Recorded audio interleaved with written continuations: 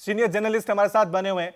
प्रकाश जी, आपसे मैं यही जानना चाहूंगा, क्या ये कांग्रेस की एक स्ट्रेटेजी माने? हम हिमाचल में चुनाव प्रचार नहीं करेंगे, गुजरात में ज्यादा चुनाव प्रचार नहीं करेंगे, पहले कांग्रेस की जमीन तैयार करेंगे। ये कितना फायदेमंद है कांग्रेस के लिहाज से, देश की राजनीति के लिहाज से, और गुजरात चुनावों में क्या संदेश जाएगा इसका? सियासत में आज बड़ा ही संकीर्ण भाव जुड़ गया है। सियासत को बहुत ही कम भाव में देख रहे हैं। सियासत में सत्ता पाना ये ज्यादा अहम रहता। सियासत में दो भाग है। एक भाग होता है जो पद की लालसा में है, पद पाना है। दूसरा होता है जो वैचारिक लड़ाई लड़ता है। आप ध्यान दीजिए, आज आलम यह है कि सियासत में षड्यंत्र को मास्टर स्ट्रोक कहा जाता है। ध्यान दीजिए कि क्या राम मनोहर लोहिया किस पद पे रहे हैं, कितनी बार चुनाव जीते हैं, लेकिन आज उनकी वैचारिक लड़ाई की वजह से हम आप याद करते हैं और सदियों तक याद किए जाएंगे। सवाल यहाँ दो है। बात अब भारत जोड़ो यात्रा और राहुल गांधी की है। राहुल गांधी सैकड़ों बार अपनी प्रेस कॉन्फ्रेंस में ये कहने की कोशिश कर रहे हैं कि ये लड़ाई वैचारिक है। दूसरी बात, अब बात आती है कि कांग्रेस को और राहुल गांधी को इससे फायदा क्या होगा। सबसे बड़ा फायदा राहुल गांधी को यह है, उनकी ब्रांड मजबूत हो रही है।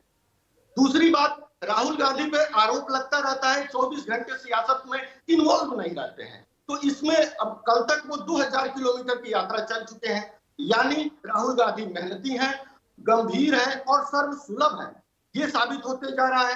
तीसरी बात क्या हो रही है कि वो स्थानीय मुद्दों से जुड़ रहे हैं, स्थानीय नेताओं के भीतर घात और गुटबाजी को समझ रहे हैं इसके जरिए।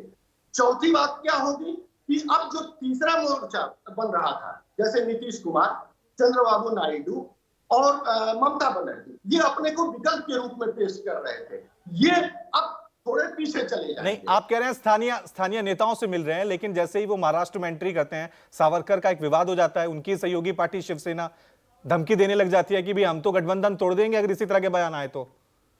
बड़ा ही महत्वपूर्ण बात आपने कही है। इसी आधार पर मैंने कहा कि वो यदि पद की बात होती, उसको मैनेजमेंट की बात होती, तो शायद महाराष्ट्र में ऐसी बात वो नहीं कहते। वहां वो क्लियर है अपनी विचारधारा को लेके, वो अपने वैचारिक अप्रोच को लेके, वो किसी तरह की समझौतावादी स्थिति से में नहीं गुजरना चाहते। इसीलिए वो स्पष्ट संदेश दे दिए कि सत्ता में शामिल रहें, आप मेरे साथ जुड़े या ना जुड़े, लेकिन मेरी ये विचारधारा क्लियर है।